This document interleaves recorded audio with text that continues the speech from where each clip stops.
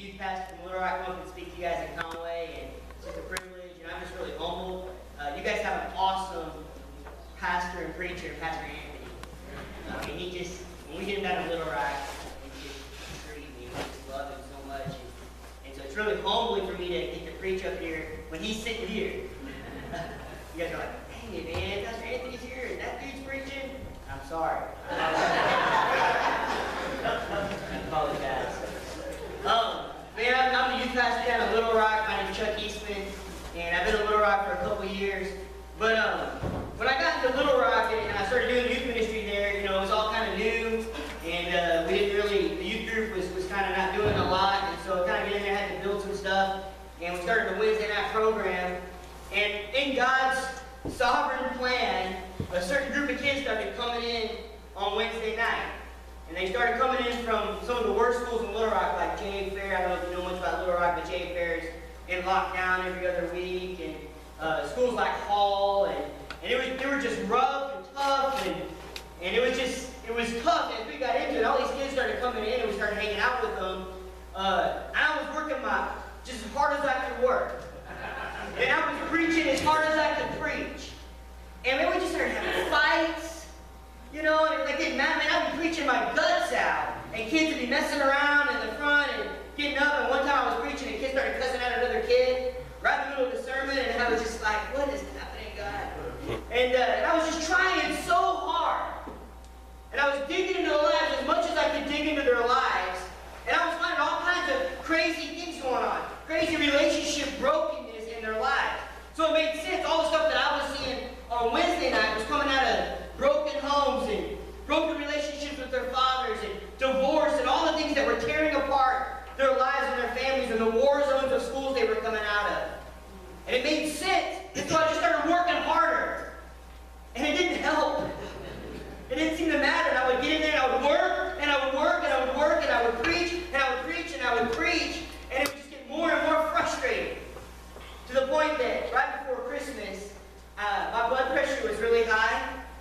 Like crazy high. Shouldn't have been that high. I was angry. I mean, I was really, really angry. And in fact, one time, they were messing around, and I got done with my sermon a little early. I got all the girls out of the youth room, and I told one of my dudes, shut that door. And then I just started screaming at the guys, and I just kicked a chair across the room. And I was so angry and so frustrated. And one of my leaders came to me. And we kind of had dinner, and him and his wife, they were like really close leaders, man. They were just really good friends of mine, and they sat down with me, and they were just like, why are we doing this? And my heart just dropped, because in my heart, that's what I was thinking. Why am I doing this? Why are we getting into these lives? Why are we struggling with people? There's so much junk, so much relationship baggage, and things that they're working through. Why are we getting into all of this? And they said, you know, look, we got 2 hours on a Wednesday night. And they've got school 8 hours a day. They've got home lives and stepdads and abuse and all this. Why in the world do we think on 2 hours on a Wednesday night we can change anything? And I didn't have an answer. And I was just angry and frustrated. And I went to this conference down in Atlanta called Passion Conference. And took a bunch of students down there, a bunch of college-age and young adults, and we went down there and we were hanging out, and I'm just so pent up, I'm so angry. And we were sitting there on the first night. It's frustrating, you know. I got a bunch of some of my seniors and some different stuff. It's been a hard trip getting up there, and a lot of complaining, and the whole thing built up. I hit the wall of the entrance to the hotel with my van, started a big streak and stuff. It rained 8 hours on the way to Atlanta, and I was angry. I was just really frustrated. And we got in there on the first night. There's 60,000 college students. We got in there, and Louis Giglio is the guy who puts that together. And he quoted Ephesians 3:20, and he said, God wants to do or can do abundantly more than we can think or ask. And my heart just broke. I started crying because I realized that my vision for them and my hopes for them were way smaller than God's vision and God's hope for them. And I want to set up this morning, the whole point of this morning is to talk about how our relationships shape our story, and as our God steps into our story, and He changes the trajectory of our relationships. He just changes everything about the way we view our relationships. But it's easy to look at all our relationships and think that there's no way that's going to change. There's no way I can handle that kind of baggage. There's no way I can deal with all the things that have been done against me in my life. And I know when I look at you guys, it's easy to sit in church and act like we're doing the church thing, but we all come from relationship baggage. We all come from hurt and just been broken things that have happened in our lives. And it's easy to look at those things and say, you know what, I'm past it. I'm not going to think about it anymore. I'm not going to think about that relationship with that friend I had, or that child, that son or that daughter. Or maybe you're a son or your daughter, you think, man, I don't want to think about that father that I don't want to speak to anymore. And so we come in with all of those things, and a lot of times, what we want to do is we want to manage those things. I think God just has a way bigger view. It's a way bigger vision for our lives and the relationships that we've gone through. And He wants to step into that, and He wants to say a very simple word. He wants to say, I can do more than you can think or imagine. Another translation says, I can do immeasurably more than you can think or imagine. And so this morning, as we talk about how relationships have shaped our story, and it's how God has stepped into our story through the gospel, He can do immeasurably more than we can think or ask. And so what we want to do is we want to trust in what He can do. And it's amazing when you do that, when you say, okay, you can do immeasurably more than we can think or imagine. I'm going to put my trust in you. I'm going to fix my eyes on you because you can do more than I can do. And you can step into all of the junk, and we're seeing crazy things happen. We're seeing Crips and Bloods coming and hanging out together on Wednesday night, getting on their face before God. And I know there's so much more than that God wants to do, and there's things He wants to do in our broken lives and in our relationship story, and in the relationship stories of everyone we live around. He wants to do more than we can think or ask. I'm going to go to 2 Corinthians 5:13 through 21. And I want you to hear the language, the relationship language that Paul uses in this passage. It's an awesome passage. It's a gospel-heavy passage. It starts with God. The gospel is in the middle of the story, and the gospel is the end of the story. So if you think we're going to do anything but talk about the gospel this morning, you're wrong. Because the gospel comes in and frames every part of our relationship. So check out 2 Corinthians 5, verse 13.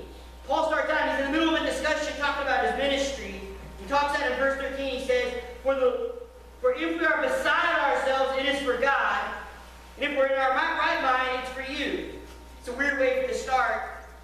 But what he's saying is, if I seem crazy to you, another translation says, if I seem insane to you, please forgive me.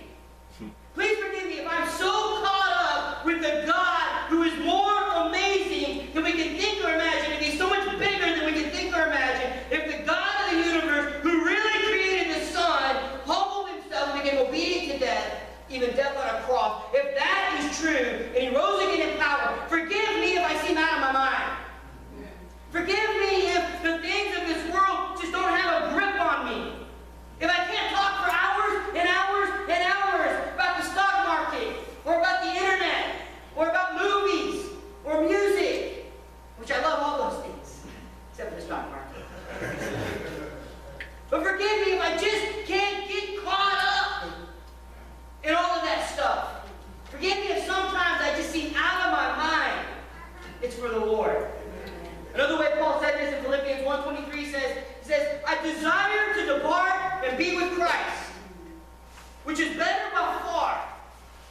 Meaning I'm so caught up with Jesus and gaining Him and knowing Him and being abiding in Him and in a relationship with Him that I want to go right now. Nothing in this world matters as much to me as being with Christ.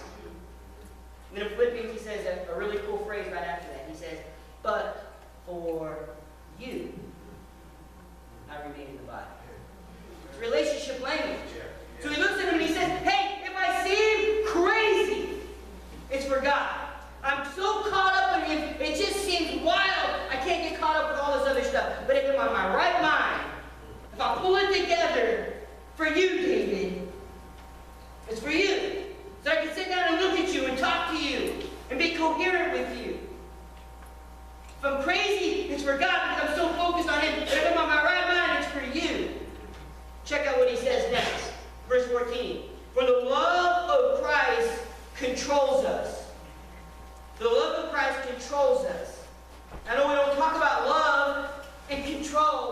together very often.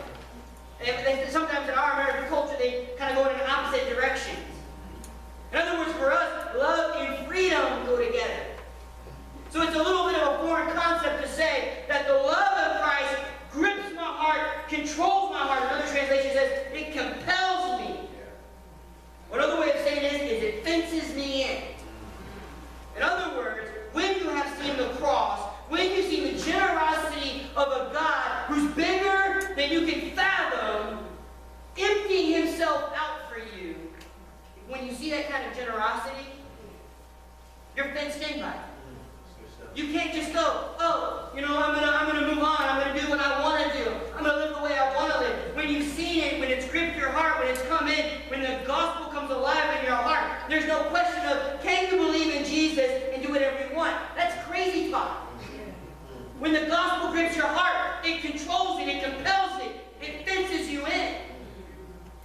And he says, the love of Christ controls me. It's gripped my heart. And a lot of us, especially I think in the South, have a belief in God, but we're not fenced in. We have a belief in God, but our heart's not gripped by God. We believe, so we'd be just like what James would say, man, you believe just like the demons believe. Anybody can do that. No, but are you gripped? Has your heart come alive? Have you gone from death to life in your heart? Because when you have, dead people don't breathe. Right? We need the gospel. We need the love of Christ to do something unique in our heart. And when it has, check out what happens. The love of Christ controls us. Why? Because we've concluded this, that one died for all. Therefore all died. Like Ephesians 2 says, we've all died in our trespasses and sins. And he died for all, that those who live might no longer live for themselves, but for him who for their sake died and was raised. Check it out. When he died, and you're dead, and then those of us who come alive, he comes at the biggest idol that we have in our lives. The biggest false god that you could grab onto. You. It's you. And you know, last week, man, I was praying with some people before I got up to preach in Little Rock, and somebody prayed, God, please help me to love the hard people. God, you know, there's people out there, they're so hard to love. And God, like, spoke to my heart as we were praying, and it was like, it's not normally hard people that make it hard to love people. It's normally my selfishness. In other words, when I meet someone I don't want to love, it's not normally because they're hard to love, it's because they get in my way. Why are they hard to love? They don't do it my way. They slow me down. They don't talk like me. They're inconvenient. Right? I mean, so because they do that, because they get in my way, I can throw a fit. I don't have to spend time with them. I don't have to love them. I don't have to sacrifice them. There are very few hard people that are harder than you and me. We're the biggest. We can be the biggest jerks. Especially church people. Why is it restaurants hate Sunday? Why? Because church people, self-religious church people, go to restaurants, stiff them on the tip, or scream at you because you're not fast. Why in the world isn't grace the thing we carry into the restaurants? And you hadn't got my order yet. But you're sweet. I care about you. You know, you still need to get our order. I was sweet to you, not Coke. I mean, you got an amazing opportunity to walk into a place where people don't know Jesus, and they know you went to church. And you've got grace. How many times people hear about grace and walk into church, and all they impose on people is self-righteous, get it together, snap to it, you failed me again, what's wrong with you? I'm not tipping you. There's very few hard people out there harder than us.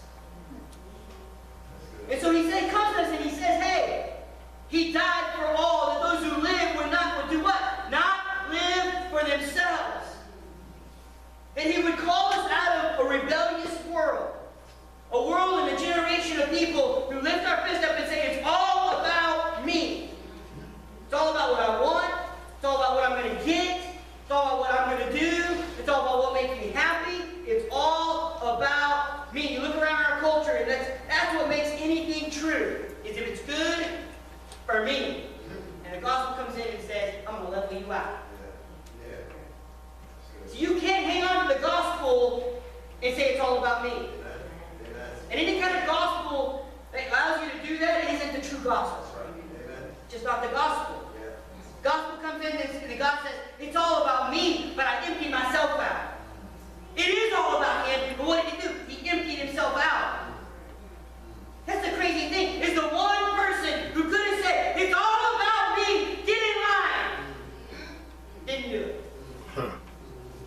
humbled himself. That's the gospel. And he said, because we've seen the gospel, we go, hey, this isn't about us. It's not about me. For he died that those who live would no longer live for themselves, but for him who for their sake died and was raised. From now on. Don't miss that. From now on. From this second on. Therefore, we regard no one according to the flesh. That means in a human way. No one. Not that father that you don't want to talk to anymore. Not that spouse that you're just tired of fighting and angry with. Not that friend at work. No one according to the flesh or in a human way. It's because we used to regard Christ that way, but we don't do that any longer. In other words, when they saw Christ, when Paul and all the disciples, when everyone saw Christ, they viewed him as, what can you do for me? You're going to be a king, right, Jesus? You're going to show up in Jerusalem, and you're going to level out the Romans, and you're going to put us in power. So what do you got when the disciples are following Jesus around all the time? Hey, who's going to rule next to you, Jesus? Who's going to be your number 2 on your right hand? Who's going to be there? What are you going to do? That's why you have a whole city celebrating when he comes in. And it's just a course of a few days, put him on the cross. Why? Look at it in a human way. And in the same way, when we look at people in a human way, we look at them and we say, hey, are you my friend or my enemy? My friend, thank you. Enemy, I'll avoid you. Hey, what are you going to do for me? Great, you're doing something for me, you're meeting my needs? Awesome. Well, you don't meet my needs? Out of the way. I'm going to do my own thing. I'm going to find people who give me what I want, who meet my needs, do everything I want to do. And you know the deal is almost all of our relationship brokenness at some level can be found where somebody goes, it's all about me. I'm going to do what I want. I'm going to get what I can get out of you. And some of us have been the receivers of that. And so it's made our heart kind of hard against people. I don't know how many times, it's like a cliche to hear somebody say, I just don't trust anybody anymore. I don't know, how many times have you or somebody you know said, I just don't let people get that close to me. And it's just a common cliche. You hear it all the time. I talk to students all the time, and they don't even have to tell me. They just got this wall. Huge wall. Because people have hurt them. People have abused them. People have taken advantage of them. People have said, hey, you know what? I'm going to take you to the movies, and instead drop them off with 6 kids and made them watch them so they can go do drugs. They've been taken advantage of and abused and pushed and broken. They got a wall up. But their response to it isn't the right response, because what they're saying is, okay, you took advantage of me. Who am I going to find? Or where can I find somebody that will give me all I want? So we can't look at people in a human way anymore. We've got to engage people in relationships. And our relationships that are in our lives, we've got to change the way we look at them. Say, okay, hey, how am I supposed to view you? In light of the fact that the God of the universe gave up all his rights, was abandoned and kicked to the curb, how am I supposed to respond to those who are my enemy? How am I respond to those who have done me wrong, or just those who just don't give me what I want? I mean, come on, in America, maybe that's as far as it goes for a lot of us. Who are those that we have to reach out to just because it's like, listen, they don't give me what I want, but it's not about what I want. They don't do it the way I like it to do it. They don't eat what I like to eat. They don't talk what I like to talk about. They don't do the things I like. People coming together. You know, it's not about me. It's about being one together for Christ. Right? So we're willing to come in and say, you know what? People eat different food, sing different types of songs, have different kind of styles. So what? So what? It's not about us. So when we come together as a church and do that, the problem is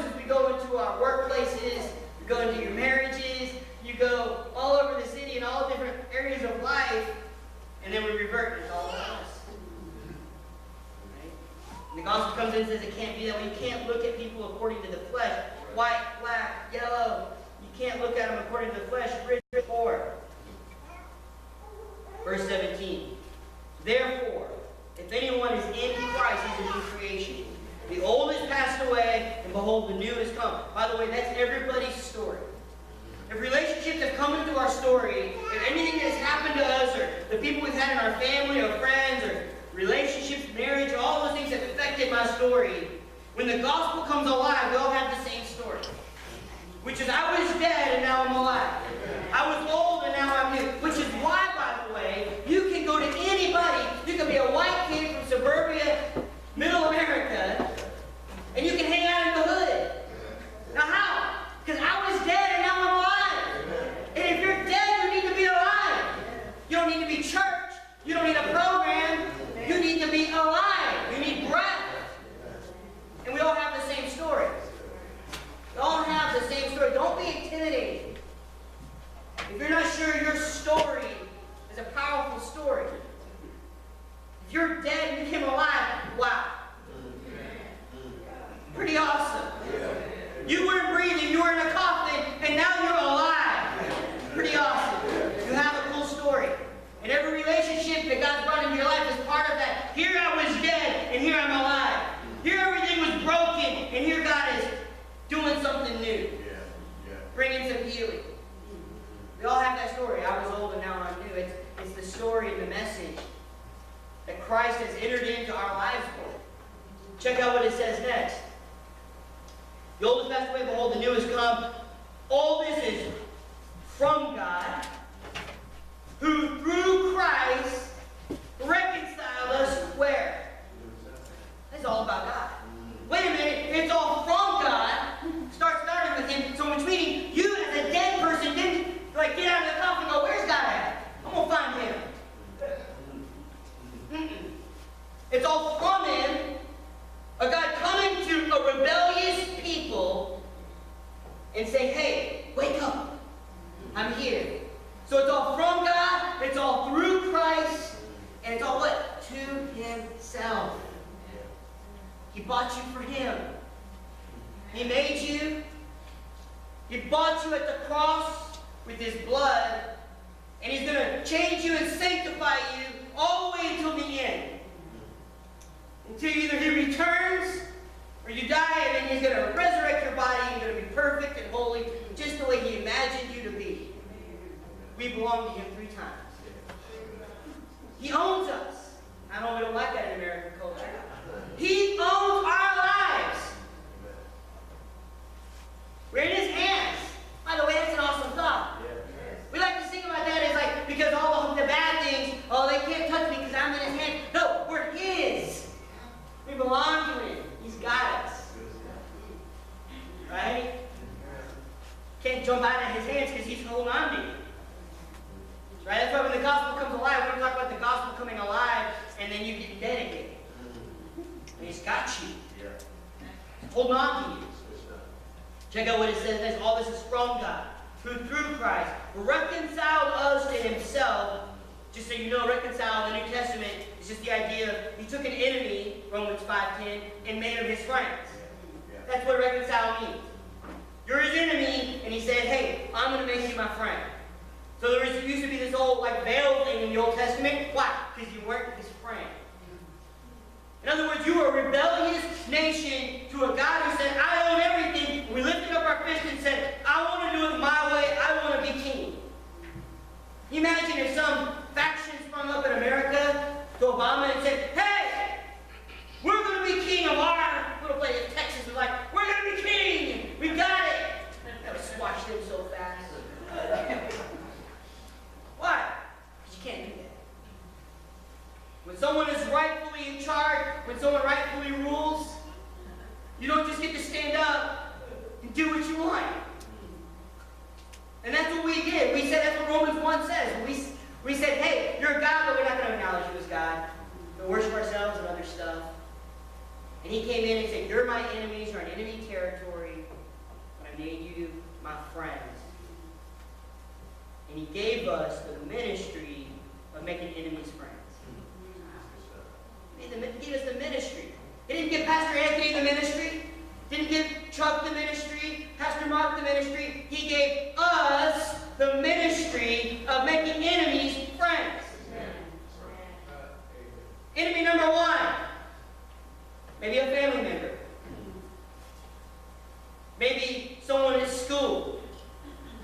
who mocks you because of your faith.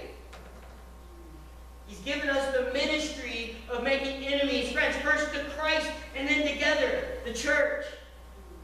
That's what we've done. That is, in Christ, God was reconciling the world to himself, not counting their trespasses, there's the gospel again, against them, and entrusting us the message of making enemies friends. The message of a God who came in and died for rebels. The message of a God who said, you were dead and I made you alive. You were old and I made you new. That's the message we have on the tip of our tongue. Let's keep it simple, can't we? Yeah. Let's not get into all the things somebody has to know before they're part of the church. Be careful about all the things they have to get right before we let them hear the gospel. Hey, what is our story? I was dead and now I'm alive. I wasn't breathing and now I'm going forward. I was broken and I've been rebuilt. We have a simple story. We have a simple message. Let's keep it that way. Man, the whole Bible is written by a bunch of people that Luke calls common and uneducated. It's another way of saying dumb. Peter gets up in front of all these people, preaches to thousands of people, and they get saved. And he goes, man, they were amazed by these guys. Why? Because they're dumb. Common and uneducated. Why was it so powerful? Because it was simple. The gospel is just a simple thing. I was dead, and he came and died. Those who live would no longer live for themselves.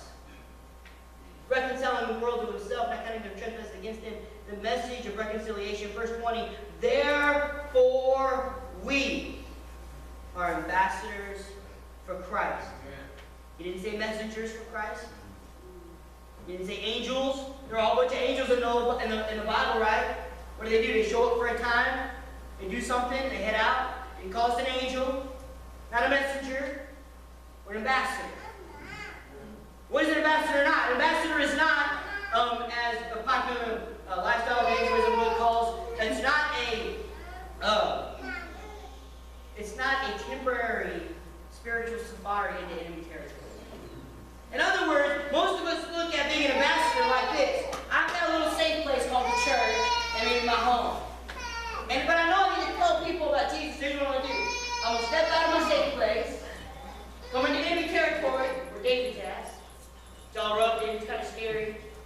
Ooh, he looked at me about it. He got a beer in his hand. Ooh, okay. You didn't know Jesus, here's a trap. Can you believe what happened? There's some spiritual warfare over there.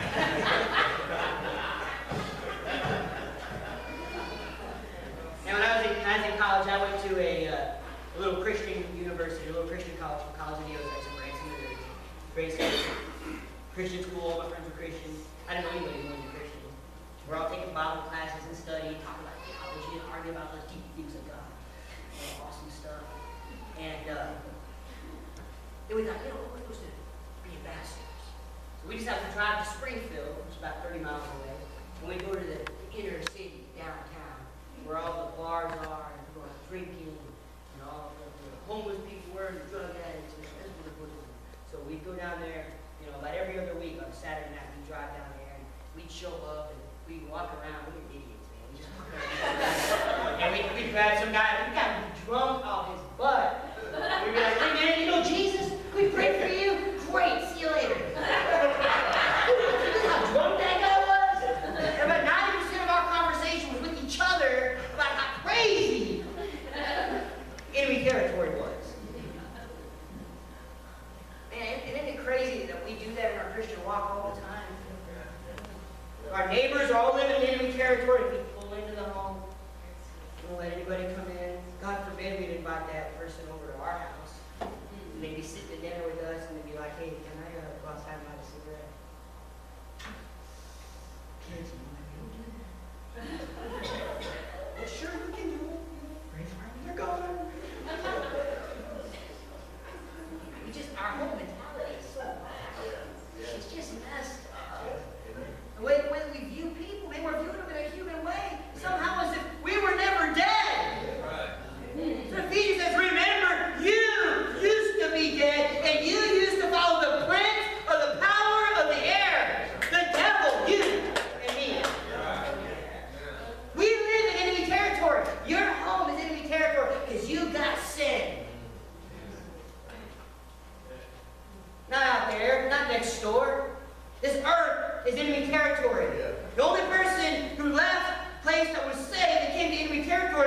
Jesus. And he camped out. And he hung out. He put his arms around people. Spoke their language, ate their food, drank their beer or wine. Hung out with them. Spent time with them. Let some woman wash his feet with her hair. The idea is that she was probably not supposed to touch him, and if he'd been holy, he probably shouldn't have let her. He's an ambassador. Hanging out. When I was in China, I used to be a missionary in China. And when I first moved to China, I couldn't speak Chinese. I didn't have a friend in the world. I was teaching for Missouri State University. And so I wasn't a missionary, so I didn't have a missionary organization, but I wanted to be a missionary, and I was out there. They put me in this apartment complex with two students from Missouri who were going to stay out there for a semester, two 18-year-olds. And so they lived right across the hall from me. And I was a teacher at the school, and they were interns. And Matt and Brandon, their names, they were cool. They were like my only friends. Now, Matt, I just came out of a Christian college. Then I went to, grad school where I grew up, so I'm still in my little Christian conclave, And then I decided I want to go to China, okay? So I go out to China, and I think I'm going to reach all these Chinese people for Jesus. But I don't speak the language or nothing, so I'm sitting there, and I got these two guys across the hall who are just drinking beer and smoking pot like it's going out of style. Why? Because you can get both those things for like almost nothing. And there's no age, and it's not illegal. So these guys are 18-year-old, and they're going to China and going, woo! Beer for 10 cents a bottle! Yeah! And, so they lived across the hall. I mean, I'm dying because I'm lonely. And, of course, everyone's like, I don't know if I can make a friend. I don't know. I came for the Chinese people. We're nice. Excuse me. These guys are across the hall. They don't have sin. So we view people sometimes on the mission field like, oh, these nice people, they just need to know about Jesus. No, they're dead. You come alive. Because I was hanging out with Matt and Brandon at their house, man, and I was so lonely, so I'd go knock on their door, and they'd be like, yeah, watch a movie, come on in. And they had this 3-person couch. And they were chain smoking. They didn't smoke pot when I was there. They were a little better about that, but they invited me a few times. They're like, listen, Chuck, you love Jesus, but this could be one time you could do it. That was hard. But I sit on this couch, and I do this every night. I would knock on their door. They would be like, we're going to watch a movie. And they knew that I didn't want to watch pornography or anything. They were real respectful when we'd sit down. And I would literally hold the ashtray. And they'd say, you're sitting, and then they'd say a word you can't say out loud. And I would sit there, and they would empty their cigarette. And I would watch movies through the haze of smoke. And there would be mountains of beer bottles. I mean, they had a fridge from this all the way down, and they would fill it up every day and empty it by the end of the day. Every single day. Just two guys. And so I would sit with them, and they were just drinking like crazy, and I'd be sitting there holding the ashes and smoke. We'd watch movies, and we just recline on the couch and talk. There. All right, guys, good night. See you later. And those were my friends for a whole semester. And God really used them to kind of get them apart. Because it was a relationship. And I realized they weren't my enemies. It wasn't enemy territory. Right? These were dead people who needed to come alive. So we're hanging out and we're talking and we're eating meals together almost every single day and hanging out and just doing life together. And after a semester, those guys left and went back to America. And I spent another 2 years in China, and then I came back to go to seminary. And Matt was in Springfield, and when I got back to Springfield, Matt called me and said, hey man, let's hang out. So we got together. He'd become just a terrible alcoholic. And when we started meeting, started to talk, and he started opening up about alcoholism and opening up abuse that had happened against him, and all this crazy stuff going on in his life. And I said, well, man, let's hang out like we did in China. And oh, by the way, why should you come with me to church? And he started coming with me. About 3 or 4 months later, you're talking 3 years now from when we first met, he came to Christ. And his girlfriend he'd been sleeping with for several years came to Christ. And they're married and have a kid. And that's dead coming alive. That's what it means to be an ambassador, is to look at somebody and say, you know what? You're someone I don't look at in a human way anymore. And I'm willing to crawl into your area. You think they're going to come in here? You think Matt's going to say, you know what, I woke up drunk this morning, I'm going to go to church. I mean, that was his life. I mean, every time we walked up to class,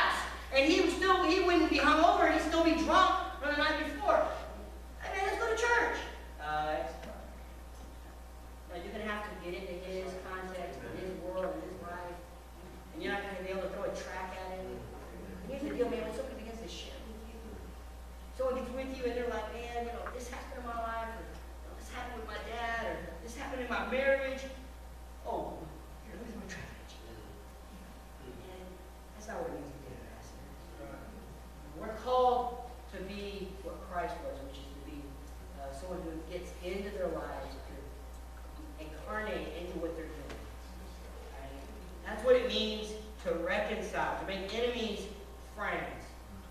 Check out what it says next. We implore you on behalf of Christ. In other words, our ambassador thing isn't to bring attention to me, but as I live in relationship with him as an ambassador's job is not to say, hey, I'm great. It's to say, I represent him. I implore you on behalf of Christ. And there is an imploring that needs to happen. You can't just live good lives around people. Every other religion can live good lives in our culture. If you don't have the message of Christ in the gospel, you're just like every other religion. Please don't tell people a message that any good Jew or good Mormon or good Buddhist could say. Living a moral life is not the goal. Every religion can do it. Because being a moral life still isn't righteous. It still makes us dead. And we're still enemies of God. So don't do it. We implore you on behalf of Christ, be reconciled to God. Check out how it ends in the gospel. For our sake he made him to be sin, who knew no sin, so that in him we might become the righteousness of God. Don't miss that. He made him who knew no sin to be sin. Sin was put on him, smashing him into the cross. And when we abide in him, we become his righteousness. In other words, being an ambassador doesn't make you righteous. All the stuff that you can do doesn't make you righteous. Everything that God has purposed for you is rooted and you're in him. You belong to him and he's your righteousness. That's the gospel. So the gospel is what we start with, it's what motivates it, what drives it, and it's what we end with. And it's our relationship story. The gospel is. It's the thing that shapes every relationship that we walk into. School, marriage, kids to fathers. It shapes everything. I was watching a movie that's kind of a nostalgic movie for me. And it's Jurassic Park. I don't know how many of you guys saw that first one back in the day. It's in the theaters now in 3D. And I was watching that movie again in 3D. And it was cool. It's awesome, you know. Raptors tearing after people. The Rex, you know, comes in and he eats that lawyer. I love that part. It's cool. But there's a part of the movie I missed back when I watched it back when I was a kid. This is a subtle theme in the movie. We got these two kids and their parents are getting rid of the boys. Grandpa takes them to the island to meet their favorite scientist. You know, and of course Alan Grant, you know, he doesn't like kids, so he's like, don't touch me. He gets in the other car, he's trying to avoid them, you know, this kind of stuff. And there's this weird awkwardness between them. Then the Rex comes tired out of the cage, and when it's raining, everything goes down, and he eats the lawyer, and the car gets thrown up in the tree, and they're down there. And now it's Alan Grant with these two kids, right? And the boy's up in the tree, and the girl's on the ground. And the lawyer had been in the car with the kids, but he had run to the bathroom. That didn't work out so good. Ran to the bathroom. All by himself. So Alan Grant's now down there with these two kids, and this Rex is on the loose, and it's raining, and he's going to try to call up this tree and get this kid. He's about to leave, and the girl grabs him by the arm. She says, don't leave me. And he looks at her and says, I got to get him out of the tree. And she grabs him and looks at him. She says, don't leave me. They left. And he looks at him and he says, and in the movie, he does it. He's there because every step of the way, when he could have run for his own skin, he stays there all the way through. You know, I thought, man, that's the promise of the gospel.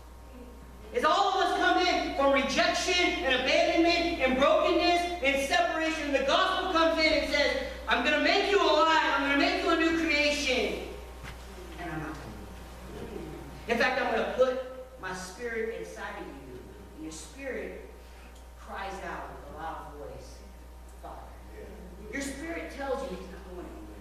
His spirit tells you you're sealed. Your spirit says that you were an enemy, but now you're a friend. So when you stumble, when you struggle, when you fall, when that old addiction comes back, when you do something that breaks a relationship, and you think, crap, I'm out. The spirit goes,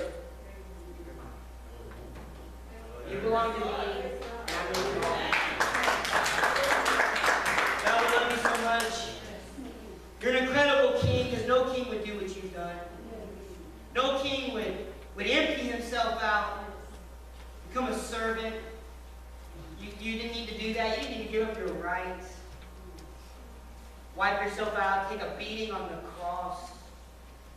You didn't have to do it.